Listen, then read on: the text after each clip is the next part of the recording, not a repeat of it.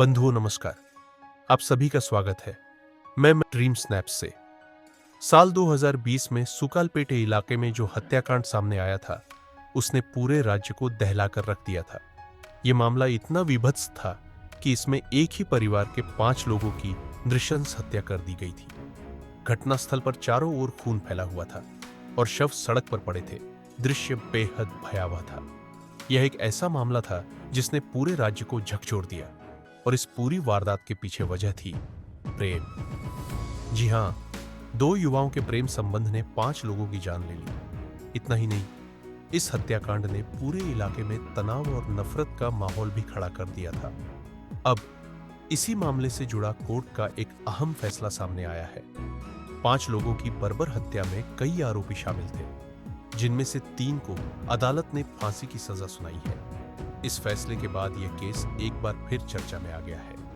आप में से बहुत से दर्शकों के मन में यह सवाल होगा कि आखिर पूरा मामला क्या था। तो चलिए जानते हैं इस पूरे हत्याकांड की पृष्ठभूमि। यह घटना वर्ष 2020 में हुई थी।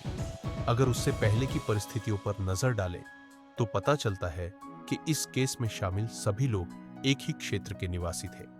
वे एक दूसरे के परिचित थे और किसी तरह का जातीय या सांप्रदायिक मतभेद भी नहीं था। सभी रायदुर्ग के सिंधनूर तालुक स्थित सुकालपेटे के हिरलिंगेश्वर कॉलोनी में रहने वाले थे। यहां जाति का जिक्र इसलिए जरूरी है क्योंकि अक्सर इस तरह के मामलों में जातीय टकराव की बात कही जाती है, लेकिन इस केस में ऐसा कुछ भी नहीं था।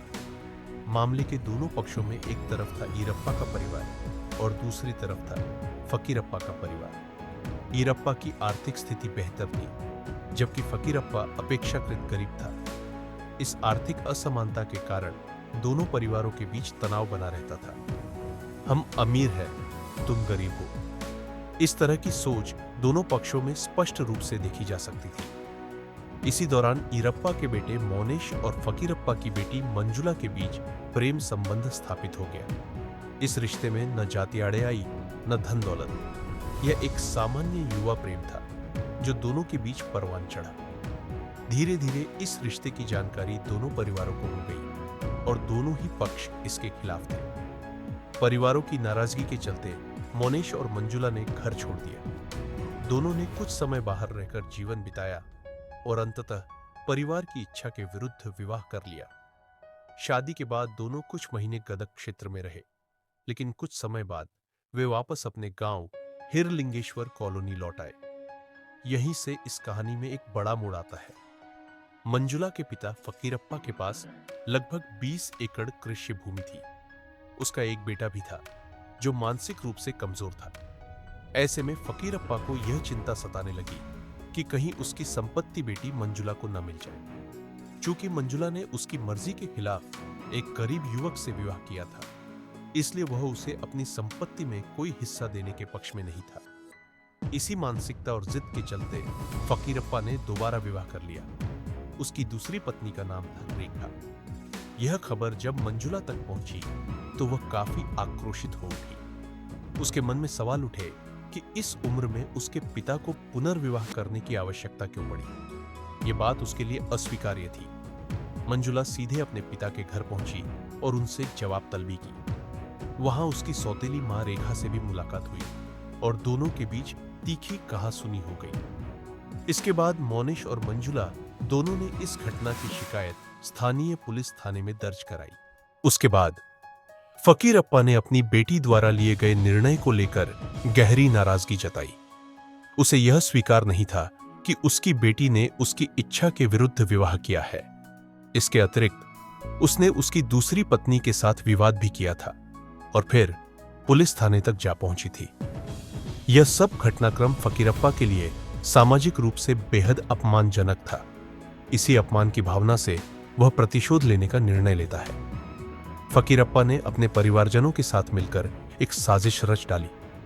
कुल मिलाकर लगभग 11 लोगों का समूह तैयार हुआ, जिन्होंने तय किया कि मोनेश और मंजुला की हत्या करनी है। मामूली विवाद से शुरू हुआ यह मामला अब गंभीर आपराधिक षड्यंत्र में बदल चुका था। इन लोगों के भीतर घृणा और द्वेष इस कदर बढ़ चुका था कि वे हिंसा के रास्ते पर उतर आए। जब मोनेश और मंजुला हाथ नहीं आए तो गुस्से का निशाना बना उनका परिवार। फकीरप्पा और उसके साथियों ने माउनिश के परिवार को लक्ष्य बनाते हुए हिरलिंगेश्वर कॉलोनी में धावा बोला। वहां मौजूद ईरप्पा, उनकी पत्नी, 2 पुत्र और एक पुत्री पर धारदार हथियारों और डंडों से हमला किया गया।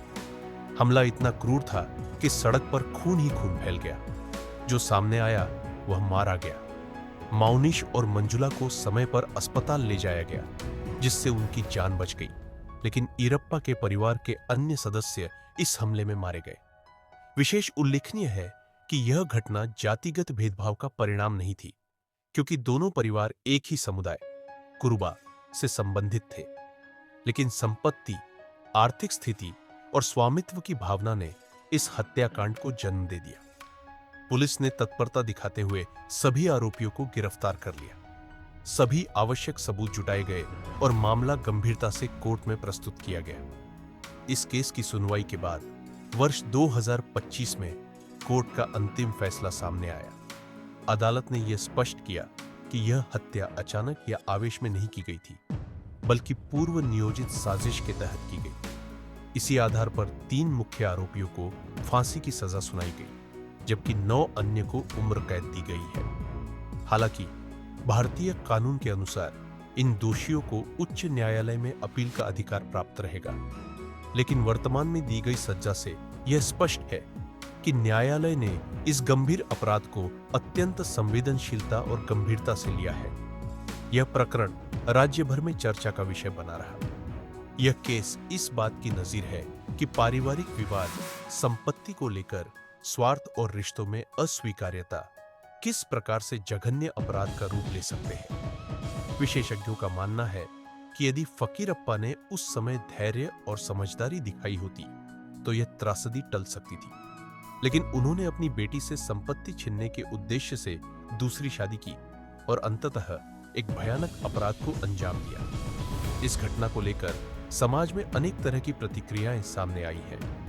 आप इस विषय पर क्या सोचते हैं? अपनी राय जरूर साझा करें। धन्यवाद इस रिपोर्ट को पढ़ने के लिए।